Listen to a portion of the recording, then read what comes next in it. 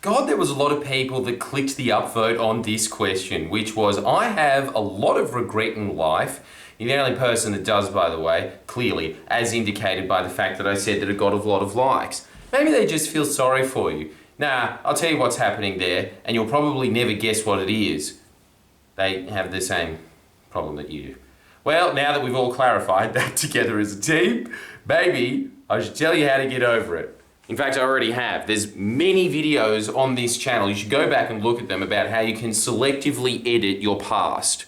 So every time that you're having if you have the same pang of guilt, which happens to all of us, I've said this before on this channel, I feel like I'm repeating myself. Who'd have guessed that on a channel about self-help, you would be repeating the same principles? But I am repeating the same principles.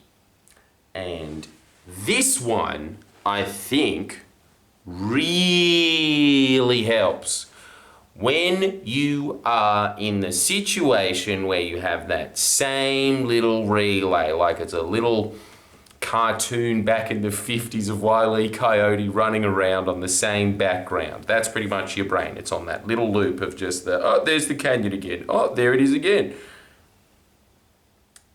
You should remember this. That the way to get over that is to selectively edit it. So you just stop in your mind, whatever that was. I'm not going to judge you here, that's forgot to decide. And you start playing around with the image. You make it look more fuzzy, more distant. You put cartoon characters on the people involved's head. You speed it up in your mind. You do that, you let it sink around, it'll come back, and it'll probably come back in its original form because that'll have more emotional intensity to it, that's fine. But I bet you that a slightly altered image of it will also follow it, so that you will have sort of a remix available for you. The Spanish, in fact, let's just do it back in Española, just how there is Spanish remixes to songs. That's what you're aiming for, to make the Spanish remix of it, because it starts to dull the emotional intensity of it. And if you keep doing that, I know from experience this works. The memory is fried. The one that I always think about is just this one time that I bombed horribly on stage, and I was supposed to be up there for half an hour, and I ran up after 5 minutes. It's one of the most shameful experiences of my life. But when I'm talking about it now, look. There is a slight smile on my face. There wouldn't have been if I was talking about that 6 months ago. There would be a lot of pain associated to it. So I got rid of that. You can check that video out in your own time. But in terms of dealing with regret, it's good to understand these basic principles about how your mind works. They're really important. And you can use it and expand it to anything that you experience in life. These are the same things that will work, but this tool is especially helpful with regret, because where does regret live? In the past.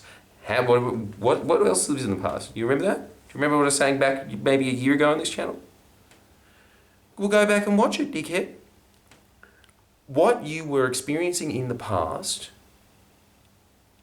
and what you're experiencing in the future is going to have a specific positive and negative emotion to it. You can't be nostalgic about the future. You haven't really, well, I suppose Blade Runner is the exception to that, of course. Look, Cyberpunk did it, but your brain isn't Cyberpunk. Maybe Ridley Scott's watching this. That's where you're wrong, Geordies. But for everybody else, usually the feeling of nostalgia, which is kind of like a mixture of happiness and sadness, that belongs in the past. Now, why does sadness belong in the past? Because you can't change the past. And so there was always just this yearning of, oh, if only I could go back to that 5 seconds and I just held onto her hand a little longer before it jumped. No, my daughter. Daddy, why did you let me go? Imagine if that triggers someone in the comments. Dark! All right, look. If that happened, you're a terrible father, and there's nothing you can change about that, right? So here's my little trick for it. This is the same thing, and it's something that I actually remember watching in a documentary. Pretty dark. Again, it's a dark topic, man, you know? Not everything in life is a barrel of laughs. But this guy got AIDS. No. But like, look, he was a porn star, he got AIDS, and he, you know, one of those scares where it just spread out to like 30 people. And so he for the rest of his life has to carry the guilt of I gave 30 people AIDS. Now, if you're watching this, there's a very, very high chance that you have not done something as reprehensible as that. You have probably the equivalent of giving 25 people AIDS, right? But he has to live with that. How does he live with himself? The first thing that he does is he uses an experience to make himself extra charitable. And I think that that is a way that you justify your existence with a lot of pain that happens within you. This is why ex-cons and dealing with Joey's where the mother got hit by a car, those two things go hand in hand. It's the same with you. It is the same with you. Right? You're that ex-con just being like, oh, I'm just trying to live life one day at a time. And I do think that, look, whatever regret you have, the first things you need to understand, universal. Everybody has regret. Everybody has those moments where they think, fuck, I have to live with that for the rest of my life. You know, they wish they could just change a couple of seconds of their life. The other thing that's really tricky about this as well is you have probably done worse things. You've probably done worse things than the things that you regret. For whatever reason, it was just emotionally intensified in the moment, and that is why you feel so bad about it now. But there was other ways to look at it as well, right? That's what happens with your selective editing in the mind. Like there is probably, because this is just how the mind works, there's probably things that you have done that have a far worse impact that you will never ever think about. Just to make you feel better, make sure you like and subscribe, sign up to my Patreon. But the other one is that the other one is that with those memories, this is the way to get out of that, I think anyway. And this is just, you're going to hear this from somebody who's type A like me. I am a workaholic, so you are always going to hear that this is the answer to everything. Can you guess what it is? That's right. Work harder. I do think that, and I saw it in the same thing as that AIDS porn star guy. He has AIDS, but he has this incredibly cut body, even though he's 50 years old. Gets up, skips every day, goes, does his little talks about, make sure you wear a condom, kids, right? Does all of that, but he's constantly keeping himself occupied. And the reason that you want to keep yourself occupied is because, just like that old saying that idle hands are the tool of the devil, I think it's the same thing with the mind. An idle mind is the tool of the devil. If you have any spare time to think about things, this is the other thing that I think is terrible about social media, is because it robs you of that time where you can reflect, yeah? But there are other productive ways to waste it. So if you are stuck in that loop, it's the same thing. I felt that today. I was kind of staring out blankly into my fish tank, because I'm not autistic at all. And I was staring into my fish tank, and then that guilt started to seep in of, oh, I'm not doing enough, and that's just my version of that guilt. And so what did I do? I went and started working. I just started focusing on what that was. And because I was focusing on what was at hand there, I was in the present moment. And when you are in the present moment, anxiety, which lives in the future, and regret, which lives in the past, can't hurt you there. You don't have the time, the idleness. The devil doesn't have this thing of like, yeah, remember that time you crapped yourself in year 3? That was a bit old to be doing that. You probably should have stopped that in kindergarten. Yeah, that goes away. So that's why you really have to just understand this one key principle, which is if you have regret or you have anxiety, that is the calling cards of an idle mind. You can change that. Now, if you are feeling those emotions, the best way, the quickest way out of that, first off, if you keep having it over and over again, I think that one of the work things that you should be doing is selectively edit. If you don't want to be doing that, just cut yourself out. You've got other things to do, because there's something else that happens with both of these experiences. And I think that everything kind of just floats away when you're in this state. Excitement. When you are excited about anything, all the rest of those problems, bon voyage, they're gone. Isn't that an incredible thing about the mind? That if you get into the right state, you just can't be hurt by these things. And so that's why you should get into the state of excitement. Yeah? You get into the state of excitement, that's another tool by itself. And then the other one is to just engage in the moment. Do something that occupies your time. This is why when people that are on their deathbed, they tell them, go start painting. Why do you want to start painting? Because it consumes you into the present moment. That's how you start getting out of the rut of regret. Because the thing is, honestly, I know that I say this about a lot of things. I say it about drugs. I say it about all of these negative things that people grapple with. And I see it. And I hear that all these people have these very insightful points about the specific feeling of regret. But here's my point. Here's my overarching point. You don't have time for regret. You're going to die.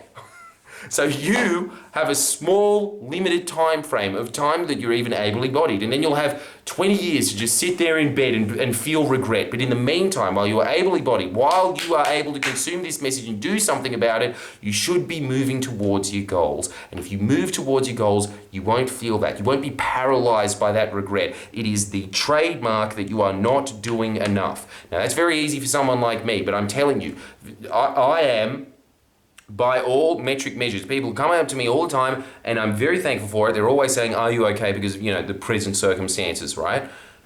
Yes. Yes, I am. And why? Because I don't have time to be upset about it. I just don't. I don't have time to sit there and mull about the ramifications. In fact, I have so little time to mull about the ramifications that I pretty much just give those problems over to other people so I could just focus on other problems. Yeah? You need to get into that state. You need to get into that state. And the thing is that, you can say, it's easy for you to be busy, but I put myself in that position first off. But the second thing is, it doesn't matter. You can give yourself the task. One of the things that I remember about being in university, because I remember the first year of university felt like such a bum. I hated every second of it. I hated being out of high school. I really liked high school. I hated university. It was completely different setup, completely different rules. You cracked a joke in class and everyone would raise an eyebrow because they're all from selective schools instead of a performing arts school. So they'd be like, what is this Cuba? Right? And so I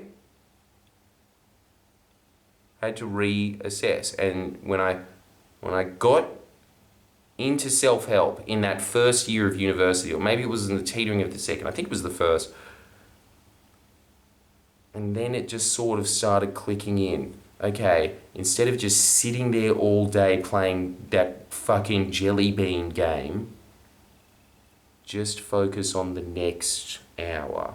Just write down what you're supposed to be doing that day. You have all of these hours. What's the next thing that you have to do? What's the thing that you're supposed to be doing now? This is why there is a certain type of person, someone with serotonin in their brain, they naturally are like this. It doesn't really matter. So for instance, my girlfriend, use that bitch Shapiro moment, she's an actor. She's an actor. And she, even though she's done very well, have I said that before? She's done very well. I'm just so proud of it because it's just such a great landmark to all the principles in self-help, which is that even acting, I don't think that acting is luck anymore. I think that it can, it's easier for you to get lucky in acting, and it's harder for you to get there because of skill, but it doesn't mean that those same principles aren't there. That if you work harder, if you're more skilled at acting than other people, you will book more jobs, okay? So she's in that, right? She was in the moment. She has those moments to me where she says, I don't feel like I'm doing enough, because she comes from the corporate world, but she doesn't have them like other people in the acting world, and it's because she sets up her day of, you're supposed to be doing this. You have these tasks that you need to fulfill this day. And the problem about the human brain is when it has time to just sit there and be idle, the reason that it wants to sit there and be idle is because it is an evolutionary trait that if the brain doesn't have something to do, it wants to sit around and do nothing. It wants to go into that natural state of doing nothing because doing nothing is going to preserve energy. And if you preserve energy, you have it for later. That's why dogs always sit around, they've got this face. It's because nature is telling them, sit down. Unless a lion is chasing after you, stay there until the lion is chasing after you. So you have to give it something more important than that. Otherwise, it is going to sit there and make you sit down there. That is what it is trying to do by not giving you those tasks. So this is it. This is what I want you to do. It's the most stock standard piece of self-help there is. But if you are feeling regret, plan your day now. That's your first task, your very first task.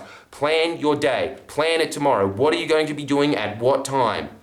Okay, if you found that helpful, and I know you would have found that helpful, you should sign up to Shanks because that is filled with more practical information that will get you ahead in life. That, writing out your day, 10 times more effective, proven. And I've got more tips that'll just make you more and more and more effective. I have them. They are on the Jordan Shanks channel. You can sign up to either the Wayne Dye tier and get 2 videos a week, or you can get the Jim Rohn tier and you can get 1 extra video a week. And I highly recommend that you do go to the Dye tier because I put the primo stuff there. And this week, there's some really, really valuable insights in there. Things that I've done that week and I've realized, yeah, this is helping out a lot. As in, not even just helping, as in like the lame form of helping, as in making me more effective. Thank you.